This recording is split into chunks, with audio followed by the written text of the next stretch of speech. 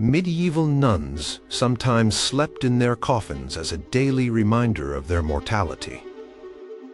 For hours each day, absolute silence was mandatory, with complex sign languages developing to communicate essential needs during these periods. Their days began long before sunrise, often around 2 a.m., for the first of many prayer services held in unheated stone chapels, a routine that shaped their entire existence.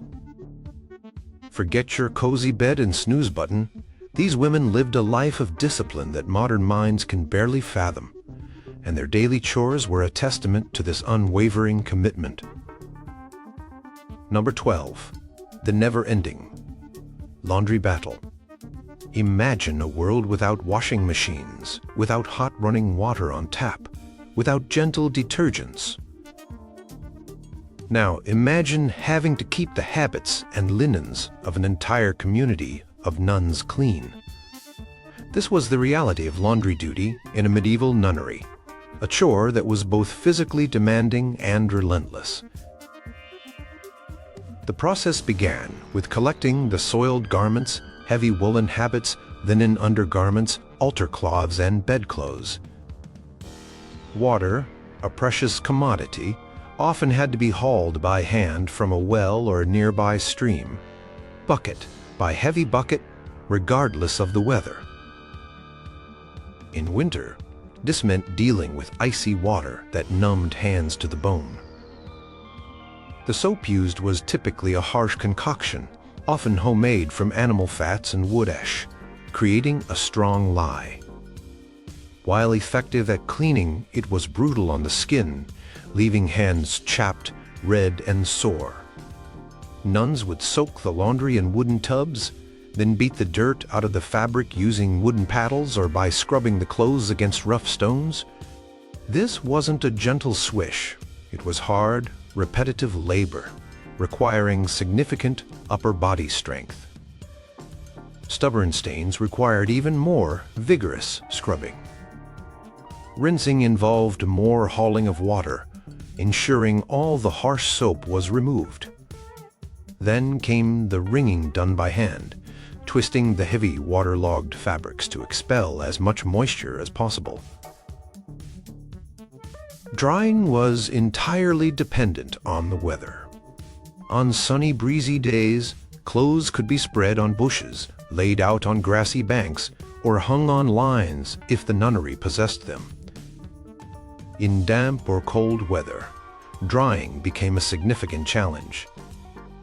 Indoor drying was often impractical due to space and the risk of mildew in poorly ventilated stone buildings.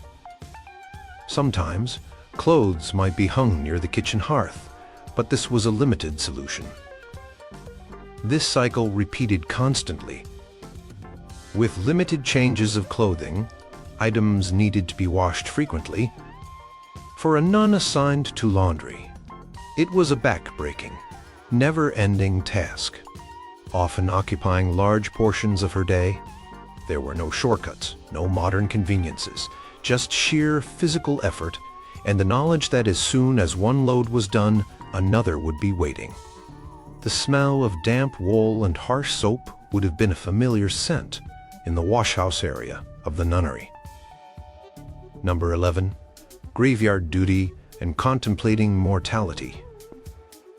Life within the cloister was deeply intertwined with the concept of memento mori. Remember, you will die.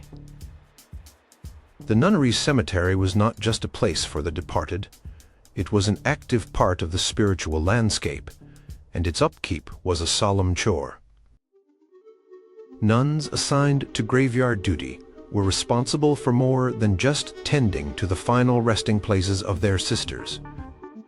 This task often involved physically demanding work, like weeding the plots, ensuring pathways were clear, and maintaining any simple wooden crosses or stone markers that identified the graves, depending on the nunnery's resources and customs.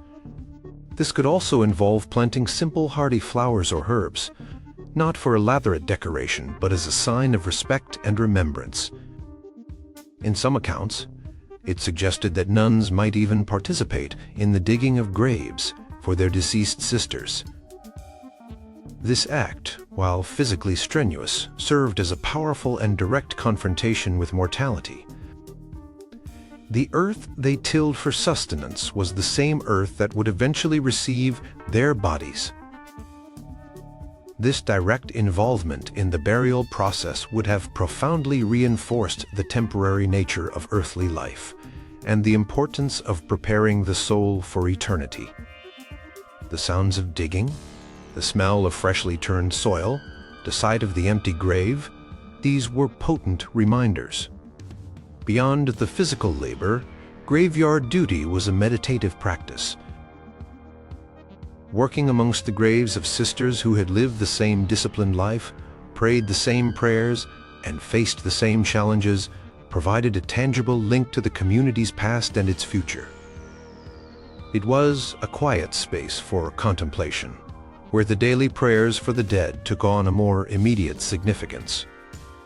The nun would be surrounded by the physical evidence of the vows taken, poverty, chastity, and obedience, lived out until death.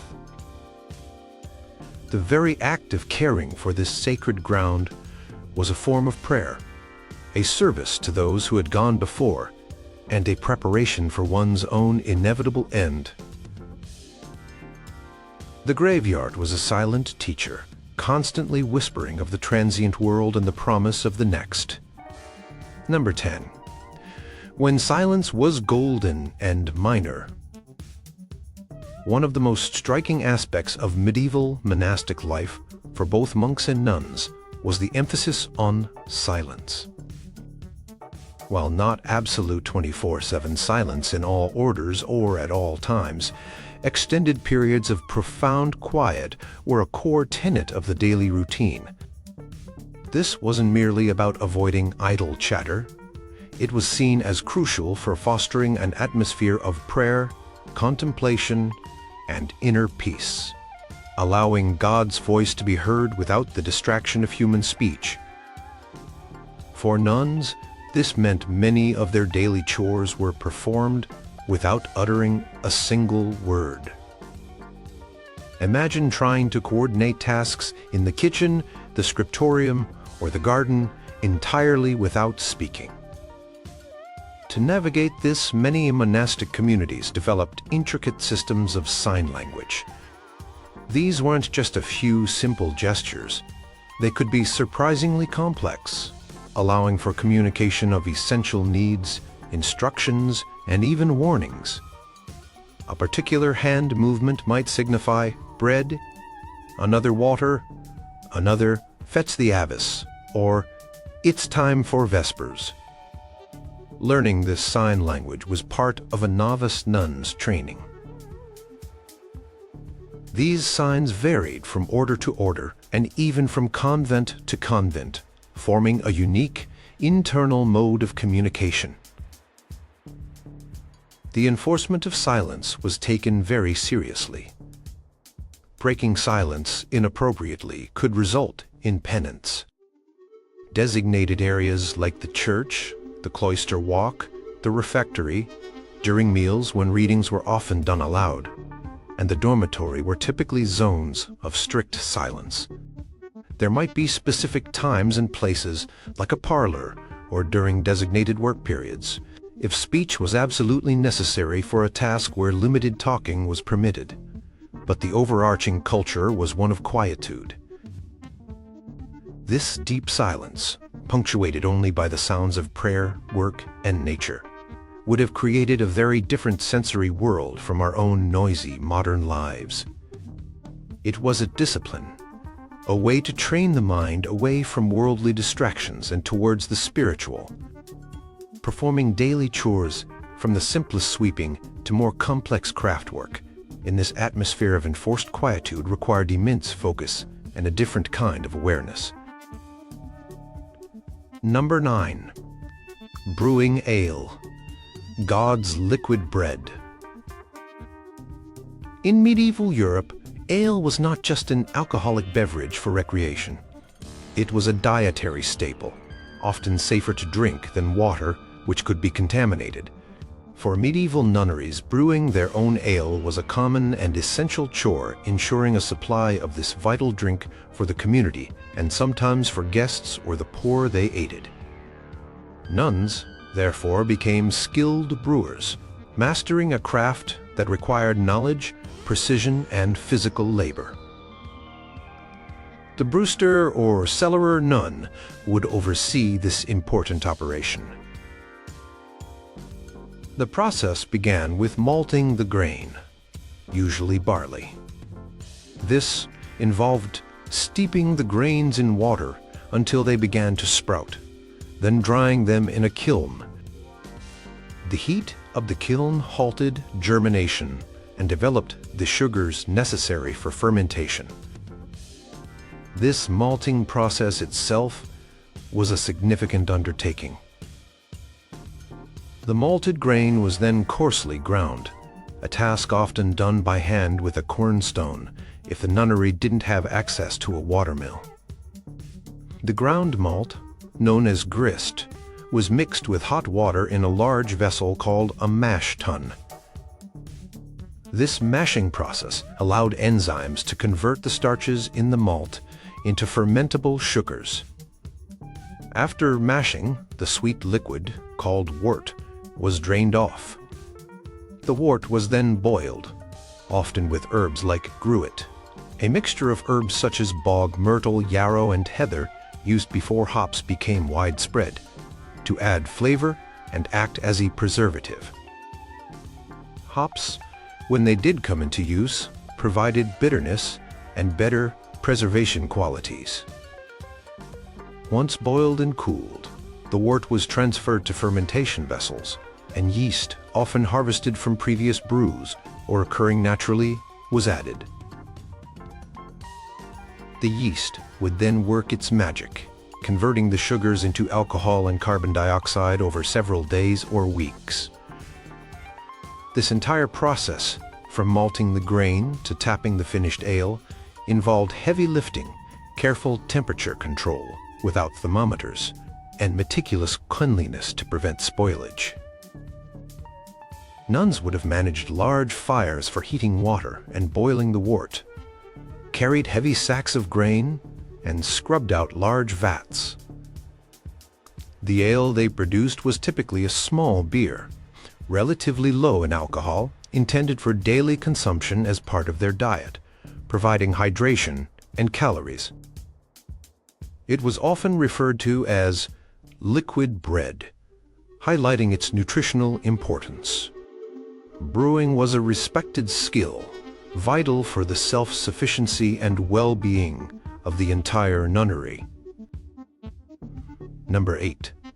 Herbal healing. The convent apothecary. In an age before modern medicine, hospitals, and pharmacies as we know them, medieval nunneries often served as crucial centers of healing and care, not just for their own sisters, but sometimes for the local lay community. A significant daily chore for certain nuns was the cultivation and preparation of medicinal herbs, effectively running a small apothecary. This role, often held by an infirmeress or a nun with specific knowledge of plants, was vital for the health and well-being of everyone within and sometimes beyond the convent walls. The foundation of their pharmacy was the herb garden, or physic garden. Here, nuns meticulously cultivated a wide variety of plants known for their medicinal properties. These could include well-known herbs like lavender for calming, chamomile for soothing ailments, rosemary for memory, sage for sore throats, mint for digestion, and comfrey for wounds and broken bones. They also grew plants like plantain for poultices, fennel, thyme, and many others whose uses were passed down through generations, sometimes recorded in handwritten herbals. Tending this garden was a daily task, involving planting, weeding, watering, and harvesting at the correct times to ensure the herb's potency. Once harvested, the herbs were carefully processed. This involved drying them, often by hanging bunches in a cool, airy place, crushing or grinding them, using a mortar and pestle, and then preparing them into various remedies. Nuns would create infusions, teas, decoctions, boiled remedies, ointments, salves, often using beeswax and fats as a base, syrups, and poultices. They learned to measure ingredients, often by eye or with simple tools, and to combine them according to traditional recipes. The knowledge required was extensive, involving not only identifying the correct plants, but also understanding their specific uses, potential side effects, and appropriate dosages.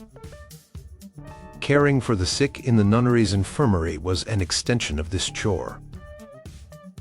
Nuns would administer these herbal remedies, tend to fevers, dress wounds, set simple fractures, and provide comfort and palliative care. While their understanding of disease was limited by the medical knowledge of the time, often based on the theory of humors, their practical skills in herbalism and compassionate care were invaluable. The convent apothecary, with its fragrant array of drying herbs and bubbling concoctions, was a place of both science, as it was then understood, and profound service, a daily testament to the nun's commitment to caring for the body as well as the soul. Number 7. Scriptorium secrets. Copying God's Word by hand. Before the invention of the printing press, every single book was a handmade treasure, and nunneries, like monasteries, were vital centers for the preservation and propagation of knowledge. For some nuns, a significant daily chore was the painstaking work undertaken in the Scriptorium, the room set aside for writing and copying manuscripts. This was not merely a clerical task.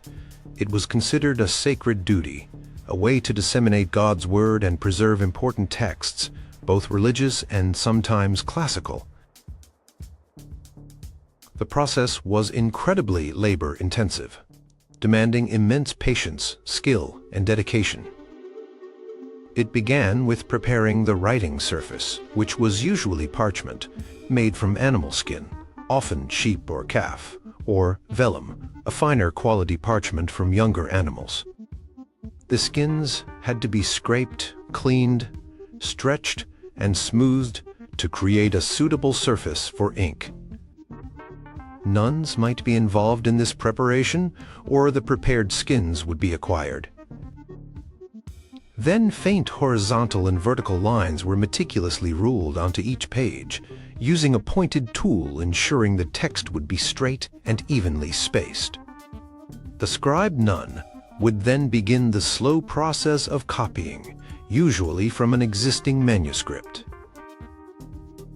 She would use a quill pen, typically made from a goose or swan feather, which had to be carefully cut and frequently resharpened with a penknife. Inks were also often made within the nunnery, common black ink being derived from ingredients like oak galls, growths on oak trees, mixed with iron sulfate and a binder like gum arabic, or from soot.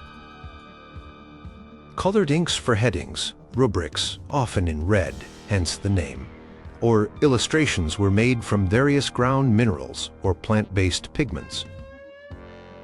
A nun might spend many hours a day hunched over her desk, carefully forming each letter in a neat, prescribed script. The work required intense concentration to avoid errors, as mistakes were difficult to correct on parchment. Some manuscripts were purely textual, while others were illuminated, meaning they were decorated with intricate illustrations, decorated capital letters, historiated initials, and border designs, often using gold leaf that shimmered on the page.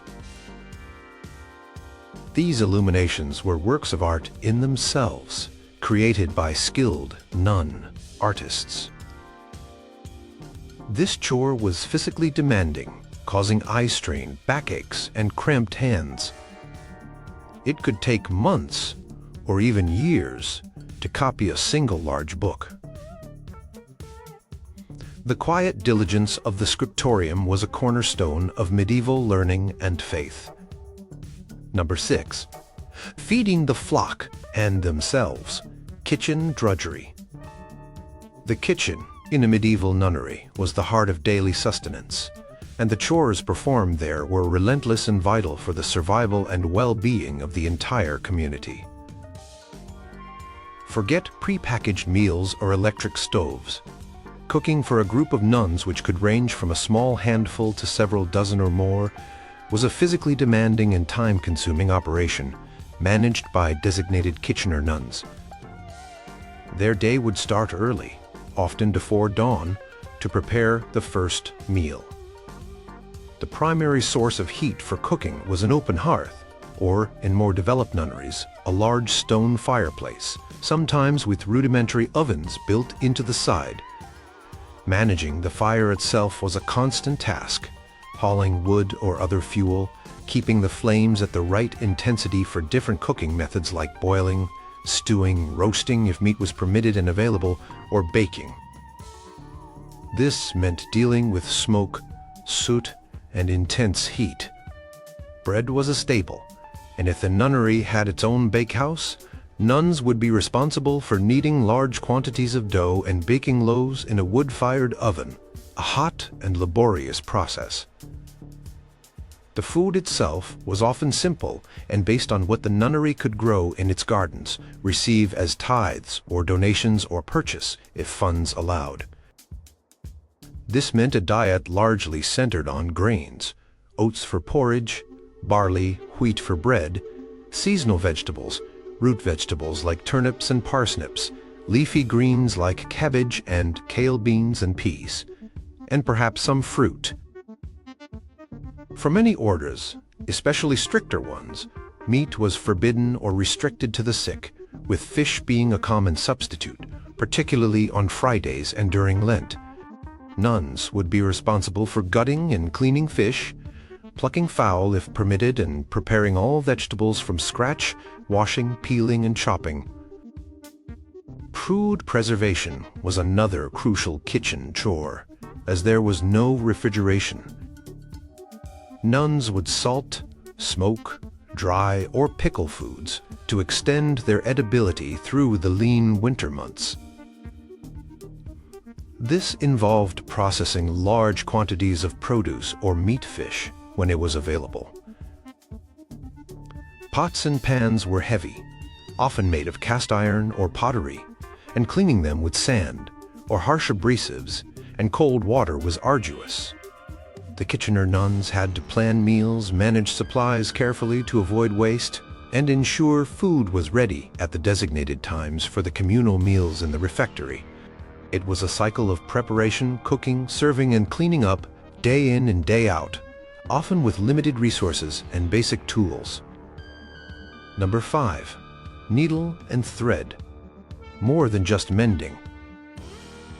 The rhythmic work of needle and thread was a ubiquitous and essential daily chore for many medieval nuns.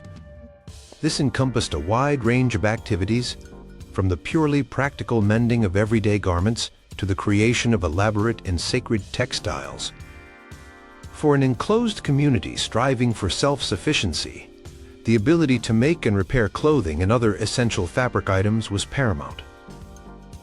Nuns typically wore simple, durable habits, often made of wool, which required regular mending to prolong their life. Seams would come undone, fabric would wear thin, and patches were frequently needed. Every nun would likely have possessed basic sewing skills for her own personal items. Beyond basic repairs, nuns were often highly skilled artisans who produced beautiful and intricate needlework. This could include creating new garments for the community, from underlinens to the habits themselves. They would spin wool or flax into thread, weave fabric on looms if the nunnery had the facilities, or work with purchased cloth. The cutting and piecing of garments required precision and knowledge of pattern making, even for simple robes. A significant portion of their needlework was dedicated to the church. Nuns painstakingly embroidered elaborate altar cloths, vestments for the priest, if one served their chapel, banners for religious processions, and hangings to adorn the chapel. These items were often made from finer materials like silk or linen, and embellished with rich threads of gold, silver, and vibrant colors. The embroidery could depict biblical scenes, saints, religious symbols, or intricate floral and geometric patterns. This was not just decorative work. It was seen as an act of devotion, glorifying God through beauty and craftsmanship.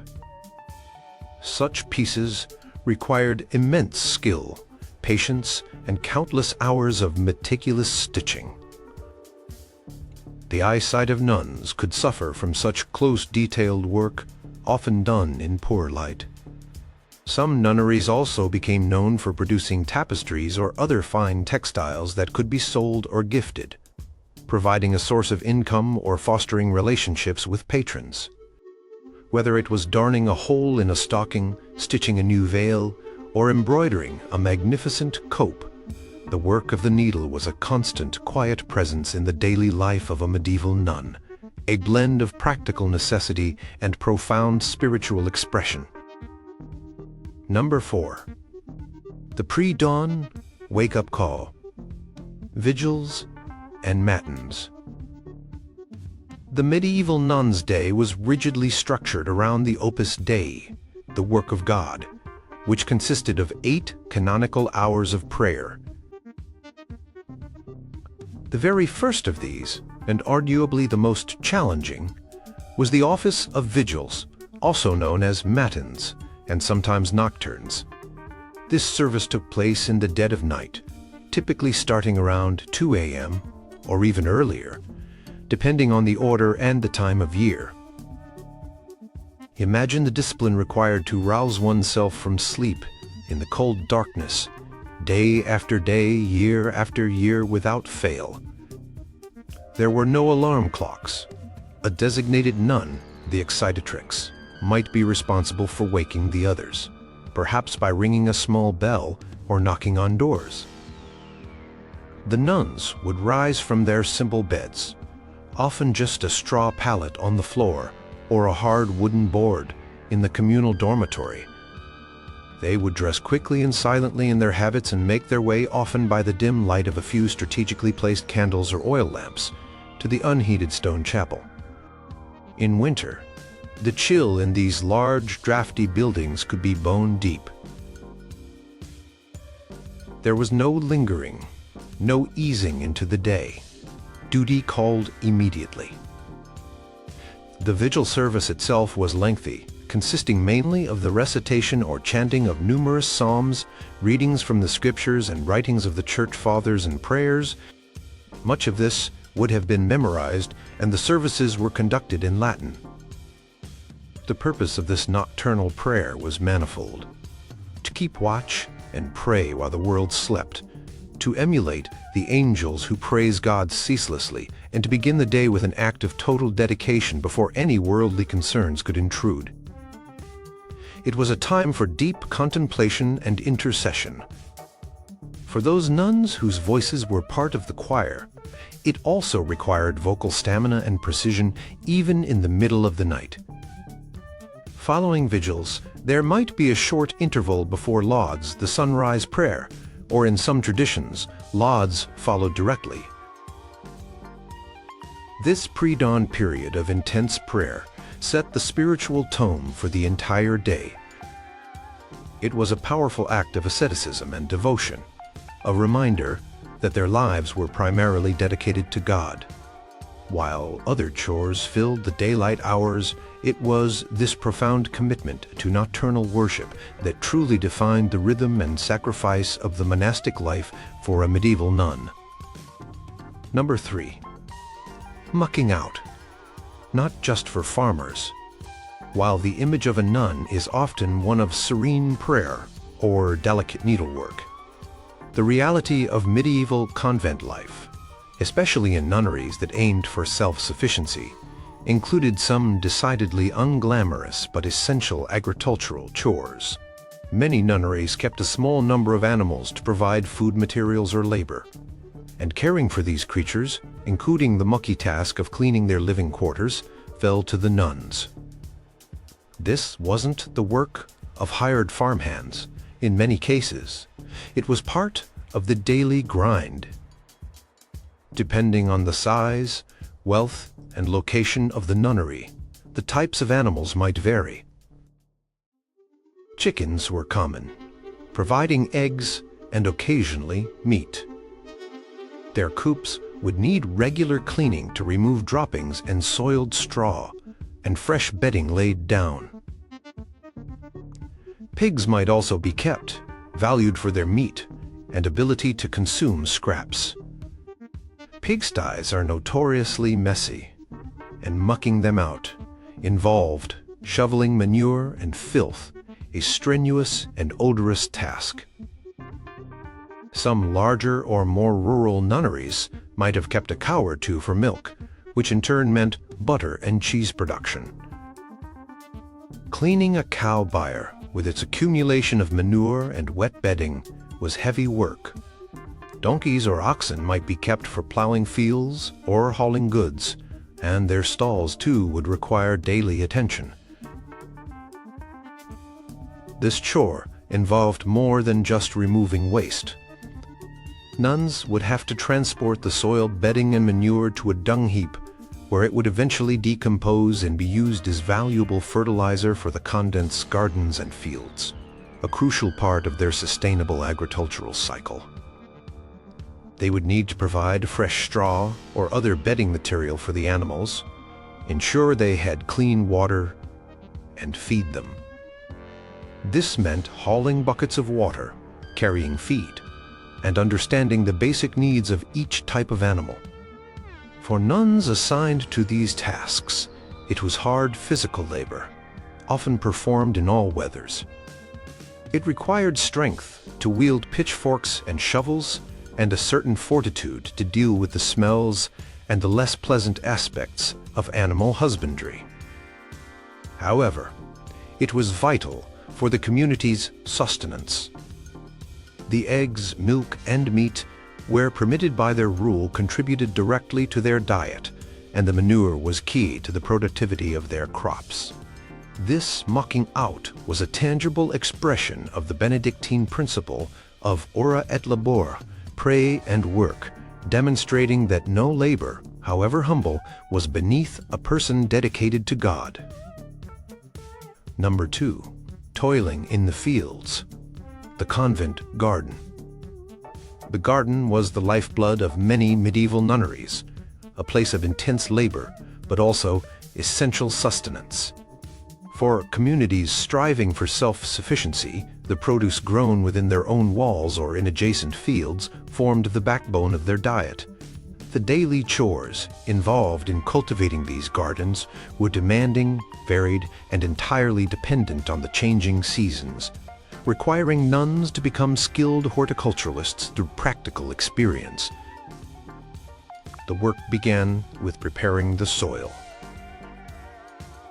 This could involve digging and turning the heavy earth with spades and mattocks, back-breaking labor, especially in the spring.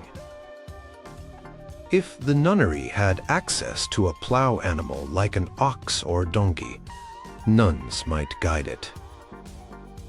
Manure, collected from any animals kept by the convent or sometimes sourced externally, would be incorporated into the soil to enrich it, another strenuous task involving hauling and spreading. Nuns would then create neat beds for planting. Sowing seeds and planting seedlings at the correct times of year was crucial. They would cultivate a wide array of vegetables, staple root crops like carrots, parsnips, turnips, and onions, leafy greens such as cabbage, kale, spinach, and lettuce, legumes like peas and beans, which were important sources of protein. Orchards might be tended for fruit, apples, pears, plums, and cherries, which would be eaten fresh or preserved. In addition to food crops, they cultivated herbs for culinary use, for strewing on floors to freshen the air, and, as mentioned, extensively for the medicinal preparations in the infirmary. Throughout the growing season, the garden required constant attention. Weeding was a relentless chore, often done by hand, kneeling or stooping for hours. Watering, especially during dry spells, meant hauling countless buckets from the well or stream. Nuns would also need to be vigilant against pests and diseases, using whatever traditional methods were known to them. As crops ripened, harvesting became the focus, picking beans, pulling root, vegetables, cutting cabbages, gathering fruit. This produce then had to be transported to the kitchen or storage areas. The work didn't end with the main harvest. Nuns would also save seeds from their best plants for the following year, ensuring the continuity of their food supply. This constant cycle of tilling, planting, tending, and harvesting, all done with simple hand tools and sheer physical effort, connected the nuns directly to the earth and the rhythm of God's creation. Number 1. The 7 times a day prayer grind, the opus Dei. The absolute, unshakable foundation of a medieval nun's daily life was the opus Dei, or work of God. The cycle of 8 liturgical services, often referred to as the divine office or canonical hours, that punctuated her day and night. This wasn't just a chore. It was the central chore around which all other activities revolved. It was a continuous offering of prayer and praise, a collective spiritual discipline that defined the very essence of monastic existence. Participation was not optional. It was the primary duty of every nun. The day began with matins or vigils around 2 a.m., a long service in the dark, followed by lauds at first light, a prayer of praise as the sun rose. As the morning progressed, there was prime around 6 a.m., then terce around 9 a.m., sext at midday around noon, and none around 3 p.m. Each of these little hours was shorter but still required the community to gather in the chapel. In the evening came vespers, a significant service as daylight faded, and finally compline, the last prayer of the day before the nuns retired in silence, usually around 7 or 8 p.m. Each service consisted primarily of chanting or reciting psalms. The entire psalter of 150 psalms was typically recited over the course of a week. There were also hymns, antiphons, short-sung verses, scriptural readings, prayers, and canticles, like the Magnificat at Vespers and the Nunc Dimittis at Compline. All of this was conducted in Latin, the universal language of the Western Church. Nuns, especially those in choir, needed to be proficient in Latin and have vast portions of the liturgy memorized. For those who were literate, choir books, large handwritten antiphonaries and psalters would be used. This constant summons to prayer meant that all other work in the garden, kitchen, scriptorium, or infirmary had to be interrupted. Whatever task a nun was engaged in, when the bell rang for the office, she would put down her tools or her pen and proceed to the chapel. This created a unique rhythm to the day, a perpetual interweaving of manual or intellectual labor with communal worship. It required immense discipline and focus to shift repeatedly between worldly tasks and sacred rites. The Opus Dei was not seen as a burden to be endured, but as a profound privilege and the most important work they could undertake, interceding for the world, praising God, and sanctifying time itself. It was a demanding, all-encompassing 7 times a day, plus the night office, spiritual grindstone that shaped every facet of their cloistered lives.